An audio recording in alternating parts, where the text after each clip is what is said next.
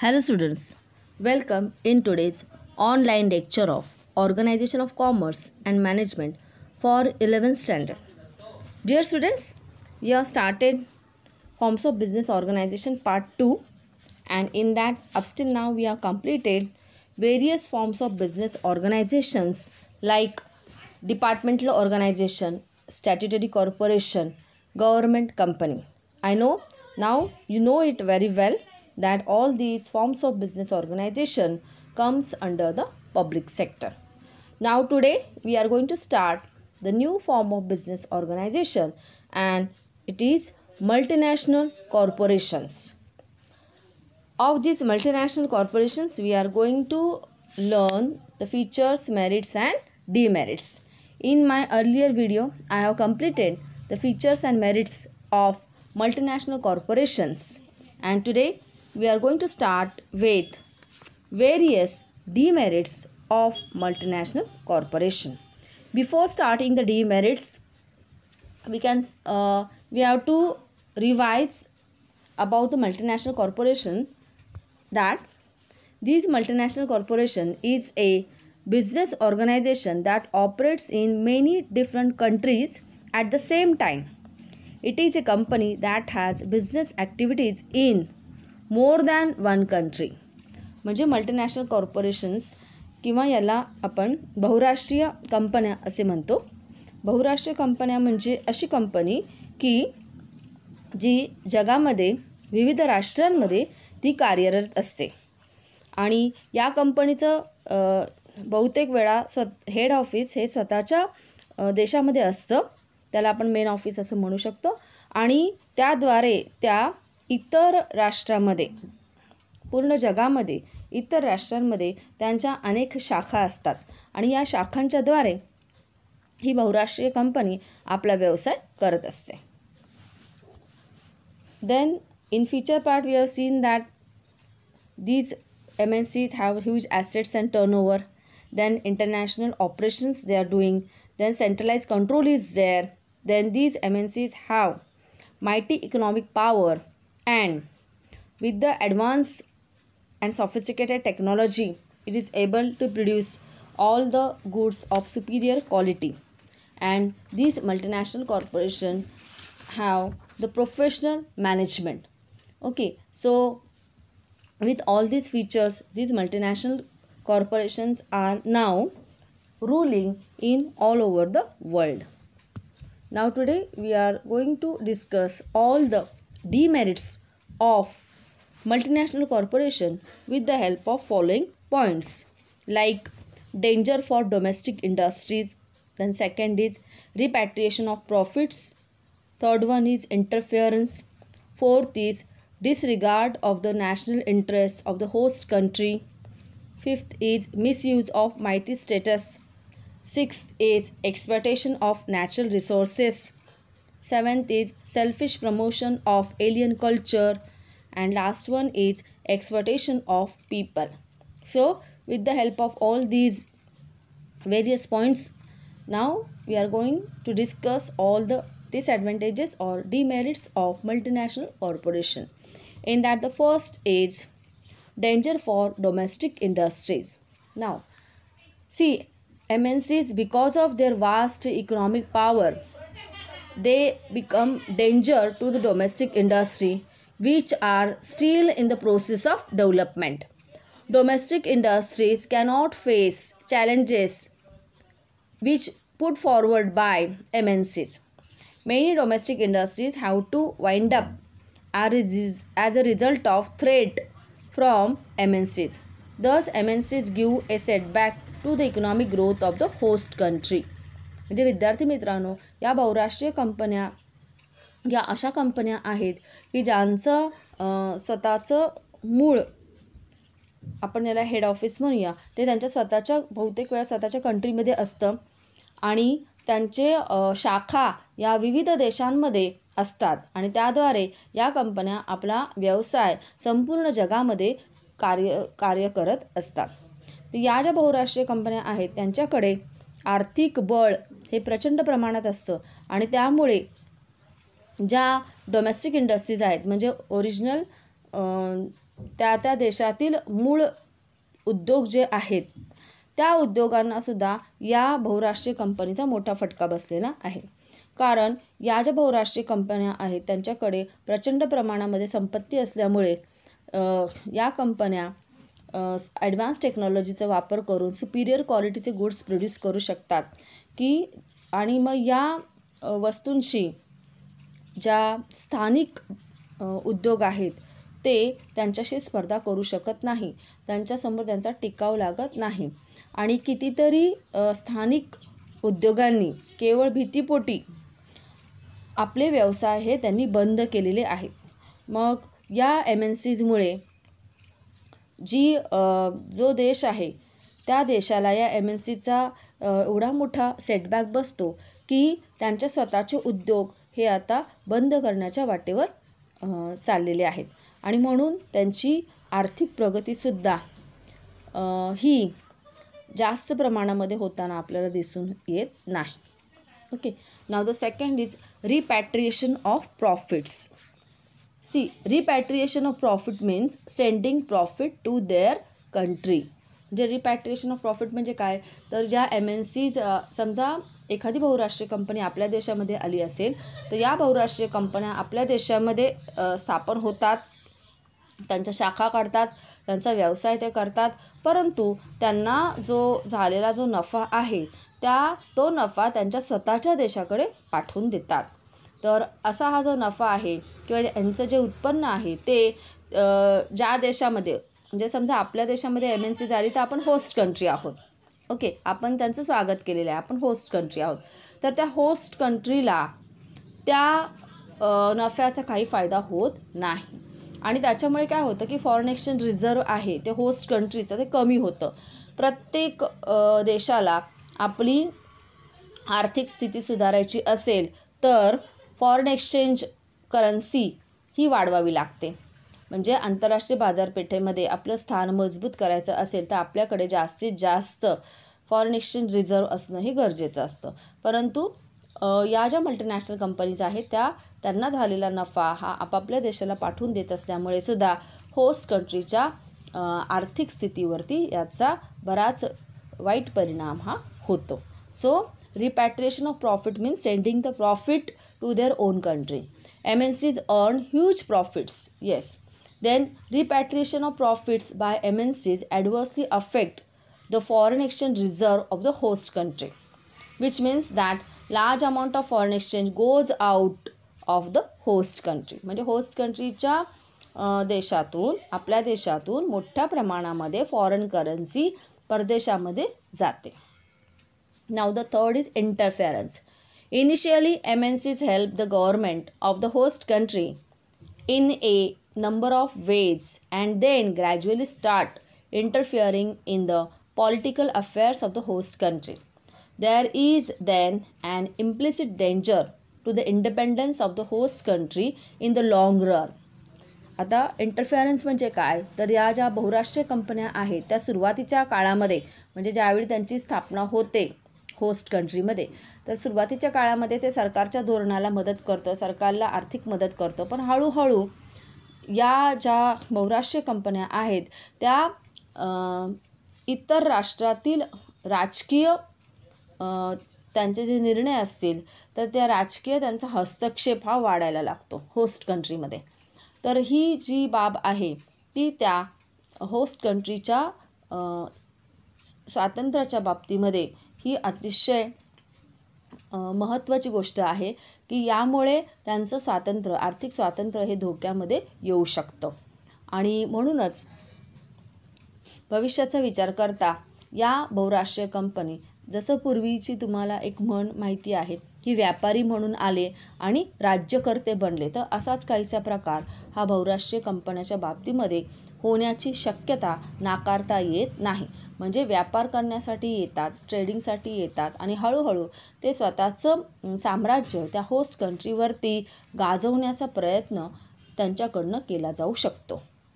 Now the fourth is disregard of the national interest of the host country. See, MNCs invest in most profitable sectors and disregard the national goals and priorities of the host country. They do not care for the development of backward regions and never care to solve chronic problems of the host country like unemployment and poverty. म्हणजे या ज्या बहुराष्ट्रीय कंपन्या आहेत त्या host कंट्रीचे जे महत्त्वाचे crucial problem आहेत, सामाजिक असतील, आर्थिक असतील, तर असे प्रश्न सोडवण्यामध्ये त्यांना काही इंटरेस्ट नसतो. तर या ज्या बहुराष्ट्रीय कंपन्या आहेत त्या कोणत्या सेक्टरमध्ये जास्त इन्व्हेस्टमेंट करतात, तर जिथं त्यांना जास्तीत जास्त प्रॉफिट मिळतो अशाच क्षेत्रामध्ये या बहुराष्ट्रीय कंपन्या आपले पैसे गुंतवण्यासाठी पुढाकार घेतात. पण प्रत्येक राष्ट्राच्या काही ध्येय असतात, काही उद्दिष्ट असतात, त्या राष्ट्राच्या काही प्रायोरिटीज असतात. तर याच्याशी त्या बहुराष्ट्रीय कंपनीला काही देणं घेणं नसतं. फॉर एक्झाम्पल की ज्या डेव्हलपिंग कंट्रीज आहेत किंवा अंडर डेव्हलप कंट्रीज आहेत त्यांना आपलं राष्ट्रामध्ये जे जे आर्थिक प्रश्न आहेत, जसं की अनएम्प्लॉयमेंट आहे, पॉवर्टी आहे, इलिटरसी आहे किंवा माल न्यूट्रिशन आहे, तर असे जे गंभीर प्रश्न आहेत देशापुढचे, तर ते सोडवण्यासाठी डेव्हलपिंग कंट्रीज आणि अंडर डेव्हलप कंट्रीज प्रयत्न करत असतात. पण हे प्रश्न सोडवण्यासाठी भरपूर पैशांची आवश्यकता असते की ही त्या सरकारकडे कदाचित त्याची तजवीज थोडीशी कमी पडत असेल.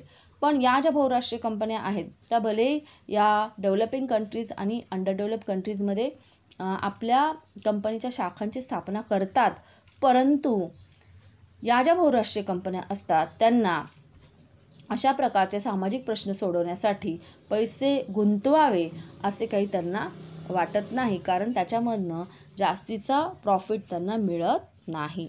So these MNCs are not giving priorities to solve all the economic problem or the social problem of the host country. They are interested only in earning the profit, and in that sector only they are investing their money. Now the fifth is misuse of mighty status. MNCs are powerful economic entities. They can afford to bear losses for a long while in the hope of earning huge profits.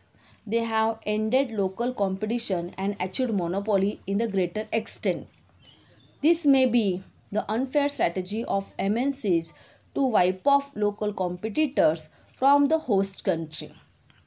आता ज्या host country आहेत त्यांनी काय केलेलं आहे की त्यांच्याकडे आर्थिक सुबत्ता ही प्रचंड असते, त्यामुळे या ज्या कंपन्या आहेत त्या थोडासा सुरुवातीच्या काळामध्ये थोडासा व्यवसायामध्ये तोटा झालेला सहन करू शकतात.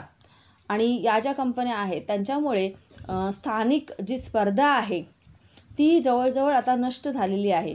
आणि या कंपन्यांच्या अस्तित्वामुळे एक प्रकारची मक्तेदारी, या कंपन्यांची मक्तेदारी बाजारपेठेमध्ये आपल्याला दिसून येते. आणि या ज्या बहुराष्ट्रीय कंपन्या आहेत त्यांनी जवळजवळ स्थानिक जे स्पर्धक आहेत त्यांना जवळजवळ नष्टच करून टाकलेले आहे. याचं कारण असं आहे की यांच्याकडे प्रचंड प्रमाणात संपत्ती आहे, पैसा आहे. तसेच या ज्या कंपन्या आहेत तर ॲडव्हान्स टेक्नॉलॉजीचा वापर करतात.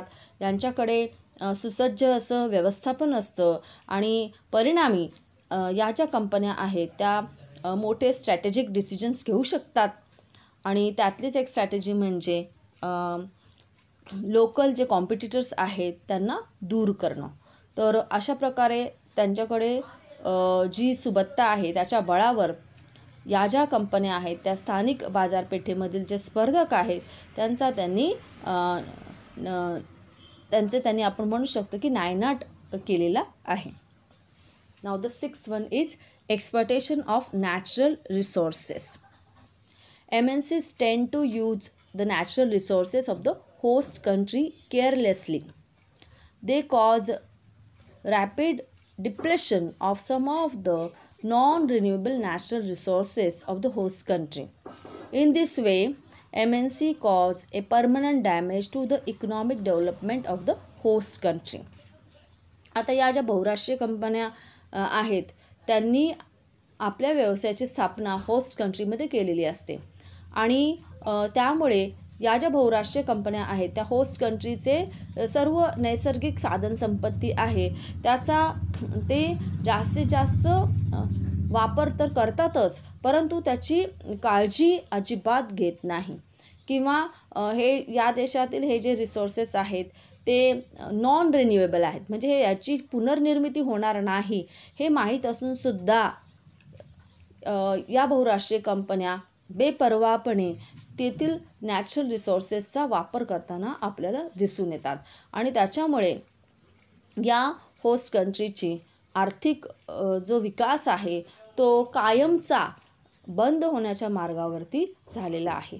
तर असा फटका या होस्ट कंट्रीला या MNCजमुळे सुद्धा होतो की त्यांच्या नैसर्गिक साधनसंपत्तीचा बेपर्वापणे वापर या MNCजकडून केला जातो. Now the next is selfish promotion of alien culture. See, MNCs tend to promote alien culture in host country to sell their products. They make people forget about their own cultural heritage. For example, in India, MNCs have created taste for synthetic food, soft drinks, etc. This promotion of foreign culture by MNCs is injurious to the health of the people also. म्हणजे केवळ आर्थिक विकास किंवा आपण म्हणू शकतो की नैसर्गिक साधनसंपत्तीचा ऱ्हास या बहुराष्ट्रीय कंपन्यांकडून होतो असे नाही, तर होस्ट कंट्रीचा जो सांस्कृतिक ऱ्हास आहे तो सुद्धा या बहुराष्ट्रीय कंपन्यांकडून केला जातो. जसं की आपल्या भारतामध्येच पहा, आत्ताचे जे सगळे यंग जनरेशन आहे ते सिंथेटिक फूडचा जास्त ते वापर करतात असं आपल्याला दिसून येतं. फॉर एक्झाम्पल तुम्ही बर्गर आहे, पिझ्झा आहे, तर हे जे खाद्यपदार्थ आहेत त्याचं त्यांनी एक अवास्तव स्टेटस त्याचं निर्माण केलेलं आहे आणि त्याच्या अधिकाधिक प्रसारामुळे सर्व आताचे यंग जनरेशन अशा प्रकारचं हे सिंथेटिक फूड प्रिफर करताना आपल्याला दिसून येतं. इवन सॉफ्टड्रिंकसुद्धा किंवा कोल्ड्रिंकसुद्धा हे बहुराष्ट्रीय कंपनीने प्रोड्यूस केलेले आणि त्यांनी त्याचं मार्केटिंग केलेलेच पदार्थ किंवा खाद्यपदार्थ आपल्याला मोठ्या प्रमाणावरती बाजारात ठिकठिकाणी सहजपणे उपलब्ध होताना आता दिसत आहेत. याच्यामुळे काय झालं की जे इंडियन कल्चरमधले जे खाद्यपदार्थ आहेत, आपले जे पारंपरिक पदार्थ आहेत ते मागे पडलेले आहेत आणि लोकांनी आता फॉरेन कल्चरचाच स्वीकार सहजपणे केलेला आहे आणि कुठेतरी आपली जी मूळ संस्कृती आहे ती मात्र मागे पडलेली आहे. तर आपण असं म्हणू शकतो की या MNCजमुळे लोकांच्या आरोग्यावर सुद्धा विपरीत परिणाम हा होत आहे. Now the last point is exploitation of people. MNCs join hands with big business houses of host country and emerge as a powerful monopolies. This leads to concentration of economic power only in few hands. Gradually, these monopolies make it their birthright to exploit poor people and enrich themselves at the cost of poor working class.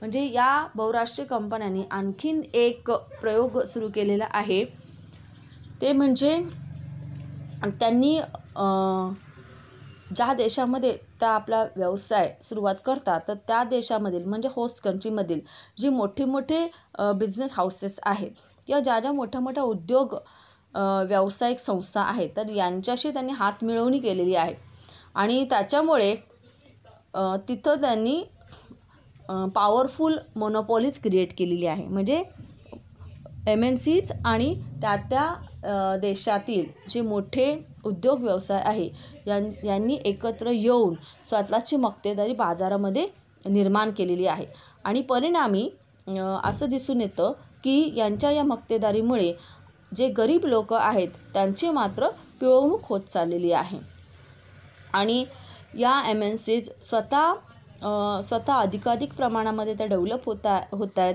असं आपल्याला दिसून येतो, परंतु यामुळे गरीब लोक मात्र हे वेगवेगळ्या पद्धतीने भरडले जात आहेत. त्यांचं एक्सप्लॉयटेशन, त्यांची पिळवणूक ही मात्र सुरूच आहे. Okay, so all these are called as a various demerits of MNCs. Though MNCs are doing very well, but still in some countries these MNCs are really exploiting the people, exploiting the natural resources, and they are just interested in gaining maximum profit at the cost of all these natural resources, poor people, and the priorities of that nation. Okay, so students, I hope you have understood all the demerits of these multinational corporations. In our next lecture, we are going to discuss the new point of the same lesson. Still then, take care, be happy, and goodbye, students. Thank you.